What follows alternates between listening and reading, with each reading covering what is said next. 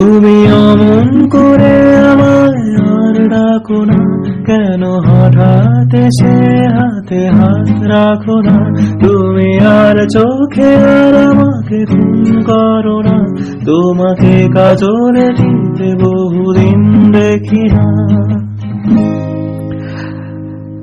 তবু হায় দিন যায় চলে যায় রজনী, নদী শুকিয়ে গেছে তবু আসো না তুমি। ফ্ল্যাশব্যাক। মায়ের বার্থডে দিনের বেলা সেলিব্রেশনটা তো তোমাদের সাথে অলরেডি শেয়ার করে দিয়েছি। খাওয়া দাওয়া করে দুপুরবেলার পর একটুখানি শুয়েছিলাম। শোয়ার পর উঠে দেখছি কি ভাই অলরেডি ডেকোরেশন শুরু করে দিয়েছে। এই বেলুনসগুলো এনেছিলাম। সন্ধ্যাবেলা কেক কাটিংটা তোমাদের সাথে শেয়ার করা হয়নি, তাই চলো চটপট শেয়ার করে ফেলি। কেমন হয়েছে সাজানোটা দাঁড়াও লাইট সেট আপ করিনি, তাহলে তোমরা আরো ভালো বুঝতে পারবে। আমি এখন একটু চেঞ্জ করব। কটা বাজে আর ঘড়িতে সেই বিকেল বেলা থেকে ভাবছি যে কেক কাটতে বসবো, কিন্তু ওই যে সকালবেলা বাজারে গেছিলাম না, আর আমার এত মাইগ্রেনের যন্ত্রণা হয়, ওই মাইগ্রেনের যন্ত্রণার জন্য আমি উঠতে পারিনি।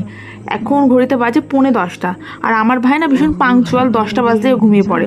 অনেকক্ষণ ধরে বলছে যে দি ভাই রেডি হও রেডি হও। তা আমার 2-1টা ফোন এসেছিলো, সেগুলো কমপ্লিট করে ফাইনালি কেক কাটতে বসছি 10টার সময়। এই ক্যান্ডেলগুলো কি সুন্দর না? যত দিন যাচ্ছে তত ইমপ্রুভ হচ্ছে মনে দুনিয়া, বলো। এত ভালো লাগলো ক্যান্ডেলটা। ও মায়ের জন্য এই গিফটটা এনেছিলাম। গিফটে কি আছে সেটা লাস্টে তোমাদের দেখাবো। আমি মাসখানেক আগে নাইকা থেকে অর্ডার করে রেখেছি। আর এই যে মা আজকে যে কুর্তিটা পরেছে এটাও কিন্তু মায়ের নতুনই। এটা আজকে কিনে আনা হয়নি, এটা 2-1 দিন আগে কিনা হয়েছিল বার্থডের জন্য। অ্যান্ড আজকে জানো তো, দেখো তোমরাই বুঝতে পারবে, ভাই আর মায়ের সেম কিন্তু কালার কম্বিনেশন, মানে ওদের থিমটা আজকে স্কাই ব্লু। আমি ভাবছি যে যদি স্কাই ব্লু কালারের কেক আনতাম তাহলে মনে হয় বেটার হতো। আর ওই যে পেছনে যে অ্যালফাবেট লেখাটা দেখছো হ্যাপি বার্থডে, ওটা আমি পার্পেল এনেছিলাম। ভাবলাম পার্পেল আর ইয়েলোর একটা আলাদা কম্বিনেশন হবে, কিন্তু মাঝখানে আবার স্কাই ব্লুতে ঢুকে গেছে। আর আজকে মায়ের সাজটা অতটা ভালো হয়নি বলো, কারণ মা আজকে একা একা সেজেছে, কিছুই সাজেনি।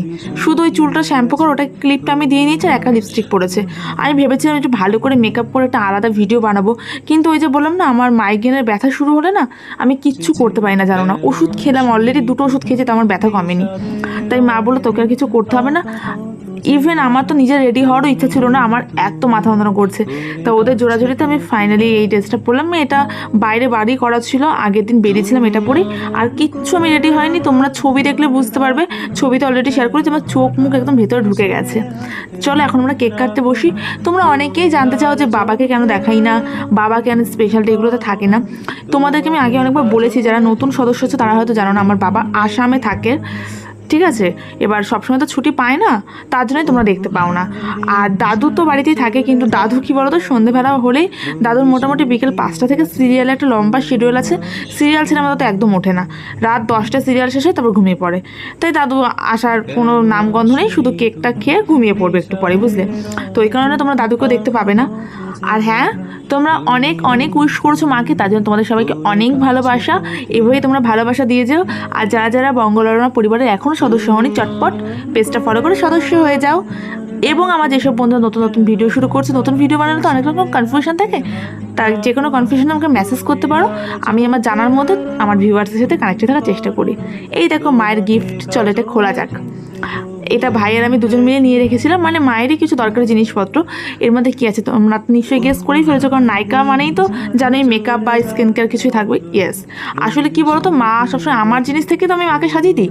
এবার ধরো মা আমি একসাথেই বেরোবো, এবার আমি রেডি হতে বসেছি, মার আর রেডি হওয়া হচ্ছে না, আর মা শুধু লিপস্টিক পরে বেরিয়ে যায়। এই জন্য আমি বেসিক কিছু কিনে দিয়েছি, যেগুলো দিয়ে মা একা একা রেডি হতে পারবে, যেমন আইলাইনার, মাস্কারা, এখানে কাজল দিয়েছি। আর এটা হচ্ছে আইব্রো, মানে আইব্রো বলছে, আইব্রো যে পেন্সিল হয় না ওইটা, নতুন যেগুলো বেরিয়েছে, টোনার, আইব্রো শার্পনার দিয়েছে। আর এটা হচ্ছে ফেসেস ক্যানাডার হচ্ছে একটা ফাউন্ডেশন, ল্যাকমি পিচ মিল্কের একটা ময়শ্চারাইজার, বায়োটিকের কম্প্যাক্ট, মানে মোটামুটি একটা লম্বা কম্বো আমি মায়েরকে কিনে দিয়েছি এবং নাম্বারিং করে দিয়েছি, যে প্রথমে টোনার, ময়শ্চারাইজার, তারপর ফাউন্ডেশন দেবে, তারপর কম্প্যাক্ট, এরকম নাম্বারিং করা আছে, যাতে মোটামুটি একা রেডি হতে পারে, আমি বাড়ি না থাকলেও একটা বেস করে যাতে বেরোতে পারে।